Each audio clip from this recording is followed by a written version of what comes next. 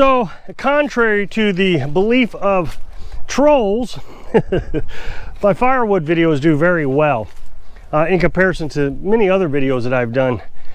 Solar panel videos, canning videos, they don't do very well, but when you come to this portion of the season where it's getting into firewood season, they do very well.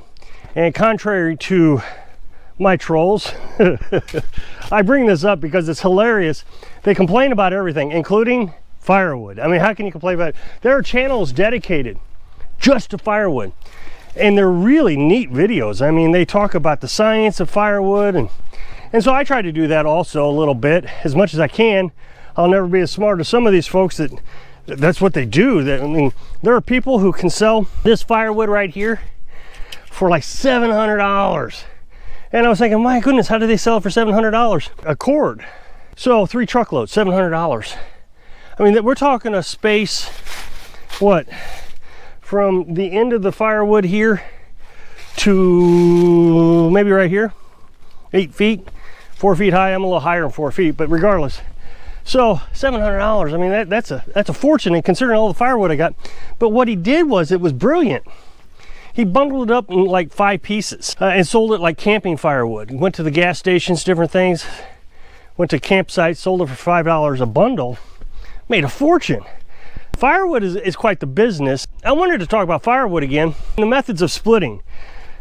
Carolyn and I are up in age, I would guess. I would consider it up in age. Carolyn's 60, I'm 50.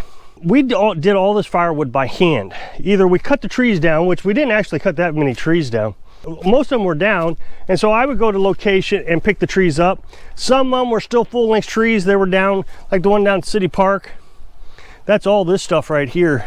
That tree was down, fell down over in a spring storm almost 2 years ago now. I cut that up.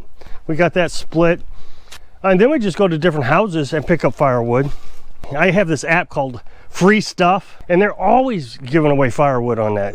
Monitors Facebook Marketplace and Craigslist and different things. They're always giving away free fire, always. And since it's already down, then I don't have to go out in our woods and cut down our trees. I mean, we love our trees. If we have to cut them, we will.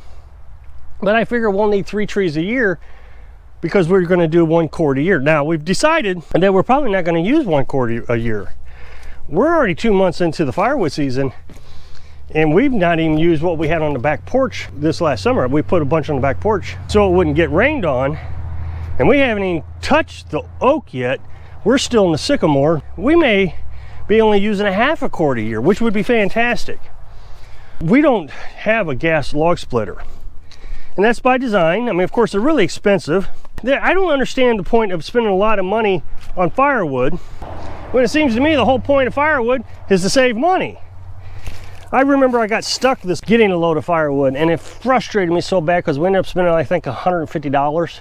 Out of all this firewood we got here, 15 years worth of firewood, we spent $150, and that just seemed really frustrating to me. Like, this was supposed to be free. But I guess it happens, things happen.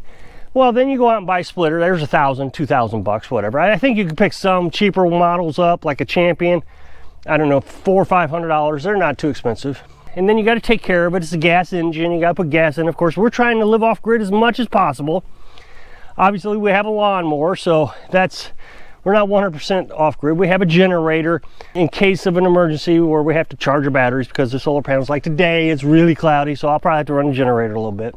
But we're trying to stay off grid. We have considered a lot buying an electric splitter.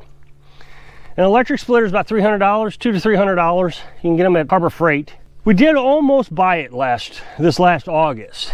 We had a huge mess of firewood. I mean, it was all this stuff right here. It's just, we had a lot of it.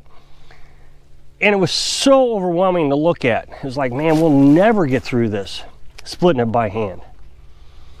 But we did. Carolyn just stayed at it day after day. Now, what she uses, she won't even let me use this thing anymore. If she hears this thing moving outside, she comes running out and takes over. It's kind of cute. But this is really good exercise for her. She really enjoys doing it. But it's a manual log splitter right here. And it's basically a jack. If you stood it up, it could jack, you know, your car up or whatever. If you took this off the splitter.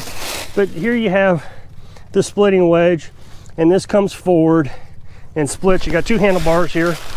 You got a fast speed handlebar, you got a slow speed power bar. And she just comes out here and splits anywhere from 3 to 5 logs. So she'll come out, you know, 4 or 5 times a day, split 3 to 5 logs, so, you know, 15 logs, depending on the size of the log. Now, if she had to split things like this, she may only split 1, but she would just stay at it and split. And I think within a month, she had everything that we had split. Now, I would come out occasionally and split with the maul, but not near as much as she did. And the reason I didn't come out, because I was busy with the chickens. You all saw me splitting with the maul this last summer. I was busy with the chickens, butchering them and canning them. So she would come out and split. And before you knew it, she had half of this. This is what this was. Half of this split. There's another section probably this long down the hill, and then she's got a little bit more over here that she split. So I mean, she split a ton of firewood, all with that little manual log splitter. Last winter we identified a pretty significant problem with it. It doesn't want to work in the wintertime. That hydraulic oil gets real thick in the cylinder, and it just doesn't want to flow back fast enough to get back into the cylinder. So when you pump, the next pump will be empty of oil. And so you gotta sit around and wait. So last winter we brought it inside and we would split these logs. What we've discovered is, more so this winter than last winter, is the smaller the log, the better for this tiny house. We split these, you can see, we split these really small, or cut them really small. I mean, that's not even, that's just what, that's probably about 10 inches there. 5 sticks of these will last 12 hours. You'll have to excuse me, the neighbor came in for Thanksgiving and they decided they were gonna run their 4-wheelers all day long. But that's what the country life's all about. Now, like I was saying with the electric log splitter, we could run that off solar panels or the generator, either one. The solar panel would do very well actually, because the motor only runs while you're extending it out. It doesn't even run on the retraction, it comes back on by itself. But we decided that we want to stay healthy and exercise as much as possible. So she comes out here with the manual log splitter, I use them all, and we've had a lot of success. I mean, we're doing really well. And it was just amazing to me that we were able to get it all done before winter hit this year. So since we can't use the manual log splitter, Carolyn wanted something that she could split with during the winter without having to drag that big log splitter in. Because again, you know, you want kindling and you want to make it smaller. So I bought this hatchet and I thought the hatchet would be fine. And I use it okay, it does all right. But it takes a lot of oomph to get that to split a piece of oak. So she went on the hunt. Last spring, we met a guy who had a bunch of firewood they wanted to give away, and he had this kindling splitter. And Carolyn said, hey, can I try that, see if I like it? And so she did, and she seemed to have liked it. So this year she bought a kindling splitter. So to kind of show you how this works here, you stick your log in the splitter here, and then you take the sledgehammer and you whack it and it splits it. She bought it. Now the thing is it bounces around quite a bit. You just saw the log pop out of there. So you got to bolt it down. So what we're going to do is, I got this old chopping block that I got here, and I use this for the chickens. You'll see that I got 2 screws here. So you put the head of the chicken on one side of the screw, you got the neck on the other side, then you take your hatchet and you chop the head off. That keeps the chicken from moving around and getting so scared, and you just make it real quick. And that way you also don't miss. So I thought I'd just use the chopping block to mount Carolyn's splitter here.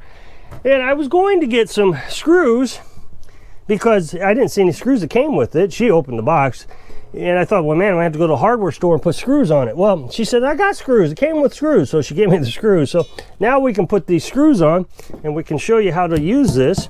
I'm just going to give it a little tap here and then we can bolt it down.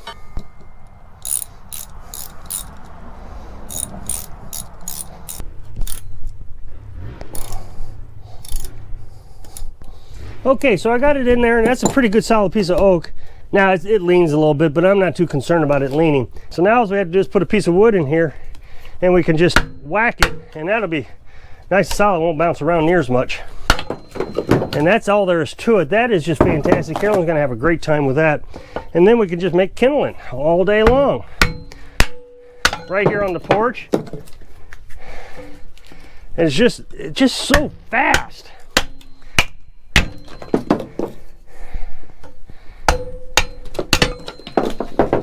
So now Carolyn's got a little method. She just really enjoys splitting wood. I know a lot of people think it's very offensive that I make Carolyn do all the wood splitting, but it's something that she likes to do. It's like my dad said, oh my goodness, you got a wife that won't let you split wood. And it's like, yeah, that's true. She just loves it. Now, she's burnt firewood a lot more than I have. I grew up with firewood. My parents had a wood burning stove. My grandparents had a wood burning stove. But I didn't burn wood as an adult. Carolyn has burnt wood her entire life. You know, there'd be years that she just had to go out in the woods and just pick up scraps because she didn't have enough firewood. Of course, she lived in a trailer and it wasn't very efficient, where ours is pretty efficient. We have a really thick insulation, so it just holds the heat and just really well. This is what we've got in reserve for our firewood. We got firewood in the house. Now remember, we live in a tiny house, so it's not like it's a lot of firewood. So we have a stack of firewood in there about this big. We've already used one stack of firewood about this big, going through October into November. So a month's worth of firewood. So there's another month in there. That'll get us through November into December. So this will get us into January. So these trolls that think that they're so smart that, oh, he's a terrible firewood hoarder. Well, they're just stupid. In my mind, they're just absolutely insane if they think a couple of years worth of work and I don't have to worry about heat for the rest of my life. So I hope I can inspire you to get the little things for your spouse so you can live your dream. Thanks for watching.